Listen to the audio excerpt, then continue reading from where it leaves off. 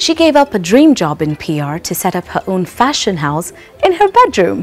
Fast forward to where she's at now. That was one of the best things that she did.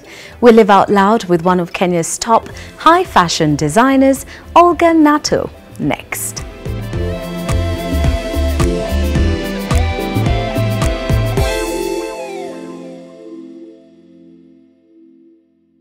Hello and welcome to Sheila Lives Out Loud. My name is Sheila Monyega and I'm so happy you're on this channel. Please click subscribe and hit notifications, and that way you never get to miss an episode when we upload. And we are at the waterfront. Karen, you've arrived. It is East Africa's premier mall, so stop by and find a surprise or two just waiting for you. And today's guest is the one, the only. She happens to be a self-taught designer, and she is one of Kenya's top high fashion designers, Aulgah Nato. Hello, madam. Hello, sweetheart. It is so wonderful to finally sit with you and chat with you and see what's happening behind the dresses. It's been a conversation that's been a long time coming. I know, I know. I wore one of your designs a few weeks ago and I felt like a princess. You did? I was running in my friend's backyard and I was just, ooh. Oh yeah, I saw that. I saw that. Is that the experience that you look to create Exactly. with all your pieces? Right. That is exactly what I was looking for. I wanted to bring out the body, the figure, the sizes of all women in one of the outfits. I loved it. This is what I'm looking for. And to look at your work today, it's very hard to imagine that you're self-taught. Right. You quit a job in PR. Who does that in today's Kenya, in today's world? You quit a steady job to start something that you weren't even taught to do. I Why? know. Where did it all begin for you? I was only 24 years old, and so it was easier for me to jump from one place to the other as I was testing waters. But then again, I felt this was a call. I lost my mom at the age of 9, hence left us with lots of clothes. I only have one sister, so we worked with these two fitters. And so I had this passion for the longest time. After some time, I grew up now into a woman. I was looking to have some more outfits. I went to college. After college, of course, because of what I studied, it was PR, and I had to do this. But here you are venturing out to the unknown. You started your fashion label in your bedroom. Right. You didn't go and look for space No. and designers and No. PAs. No. What was going on there? I made that decision, and since I knew I got no luggage, I can do this, I can start it anywhere, backyard, anywhere. So at that time, I just wanted to start it where I had the space, and that was my bedroom. So I did that for a number of months. And at this time, I was just making outfits for my friends, my close friends. And then when 2014 came, I said, you know what, I'm gonna start doing this. At this point, I moved out now, but I still moved out to a much smaller place. Now I could work from my balcony. Right. Yeah. It's called progress. And you can't knock the days of small beginnings. Yeah. It's okay. It's called progress. Because I wanted to concentrate and do this all by myself. So when I moved out now, I hired one tailor that would help me to transform my sketches into work. And I met a neighbor there that introduced me to Dorothy Getuba. And we went in a meeting and we talked, and they asked me whether I could dress their people.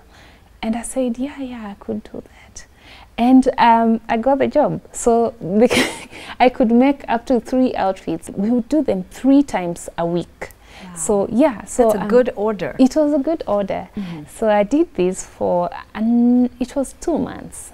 And again, some of my friends who are already in fashion told me about Nairobi Fashion Market, that there is this show that comes, would you want to try? And she told me the store would be 30,000. I said, but that's a lot of money. I don't think the money that I earned from the other show, I want to put it there. But then I had an option of sharing a stall.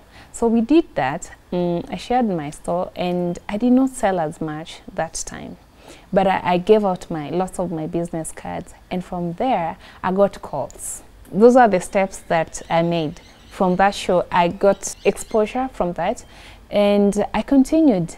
The same year, there was Kenya Fashion Awards, and I was connected to them, and they told me, you could do this. There was some fee to be paid. I paid, and you know what? I created the biggest collection. I think that was my biggest. To me, that was my biggest. I created so much that you remember hosting me. Yes, I did. Yeah, on AM Live. Right. Yes, yeah. So I did that. To me, that was it all. Right. So from there, I started pushing. Later that year, there was again Nairobi Fashion Market. That time I sold. And it was your moment to be in the sun. So I moved from the balcony now to a stall. So that is yes. The year that would follow, I had invites. The people now knew who Nato was. I had invites, but a number were still expensive. As you know, our fashion takes time to pick. As much as I could be getting clients, it wasn't enough for me to travel abroad and still maintain my bills at home. So what I did, I decided to wait. 2015, I did not do so much. 2016, I started traveling. I had my first show abroad in Scotland, in the UK, Beijing Fashion Week. It was something. It was something to me again, because that was the first time I was interacting with the rest of the world. The following year, I was invited to showcase in London Fashion Week. I weighed, do I do this or not? I got an invite, Mercedes Fashion Week SA. I got Ghana as well. I got one in Italy as well. So I said, okay, I gotta have to plan my finances and do this so I don't crash as well. So I wasn't able to attend any of these. I said, I want to roll out well packaged that I don't feel pain when I do this. So I skipped. The following year I went to Aberdeen again, and now I got African Design and Fashion Week in Nigeria. I went. It was big as well. I know, I got to see the pictures on Instagram. You were just posing there like, oh, here's me and my new friend who we've always been friends, but she just didn't know it. Now she does, Naomi Campbell. Oh, yeah, yeah. And I thought so, yeah, I did. I went. That was last year. And this year, I also got to be invited again in Nigeria. That was my first show this year at Brand Exhibition in Port Harcourt. I won an award, a prestigious international award that gave me the big smile again. Of course, I can see it. Yeah. I mean, in looking at your designs, what inspires your creations? Where do you draw your inspiration from? A lot of time, when I was starting, I got a lot of my inspiration from my late mom. A lot of stuff that I was doing, I wanted to see. My mom died, I mentioned before that she died while I was only 9. So in my dreams, I wanted to see her. How was she at some age like me? How was she like? How was her fashion like? So I tried to get stuff from the 70s, the 60s that she lived, and I wanted to combine them with today. So I wanted to see the woman in her then and the modern. So I'm combining both the present and the past and the future all rolled into one. Yes, that was majorly what was guiding me in my creation. A lot more today. I travel a lot as well, so I borrow ideas from different cultures. I also get to watch a lot from past fashion, what's trending, what was there, but I'm most inspired by the vintage. Okay. Vintage will always stay in fashion. Exactly. It never goes out. Yeah. It's like the foundation of a building. Yeah. You can do whatever you want with the furniture, but nothing changes with the foundation. Nothing changes. Yeah. Right. Yeah. All right. Talking about the collection that we are looking at, right, as the models are, you know, showing us some of your designs, tell us a little bit about what we're looking at now. What we're looking at majorly my ready-to-wear collection. You can walk into my store today, tomorrow, anytime. and you find your size. The name of my collection is called Shape of You. I take in all the shapes. A lot of the stuff that I do are free size today. They're ready to wear because I wanted to see each and every woman happy in my piece. So what's next after Cannes? I mean, this is the top of the tops. What's Yes, next? definitely. After Cannes, I pray that all my designs will flood the stores of Nairobi and the world. Haven't they already? They'll be ready. My mom has an Aulgah Nato. Yes. I have an Aulgah, okay, Yes. several Aulgah Natos. But, Yes, you know, yes. aren't they everywhere now? I want everybody to appreciate themselves through me, to feel good through me. Oh. Yes. And it will happen. Yeah. It's just a matter of time. So good luck. Thank All you. the very best. You Thank have you. our Thank support. you so much. And she is on social media. Be sure to check out my social media handles. Please click follow, take a look at her designs and support great Kenyan talent. When it comes to fashion, ooh la la, you cannot go wrong with an Aulgah Nato. So we are going to take a look at some of those designs. Enjoy! Yep.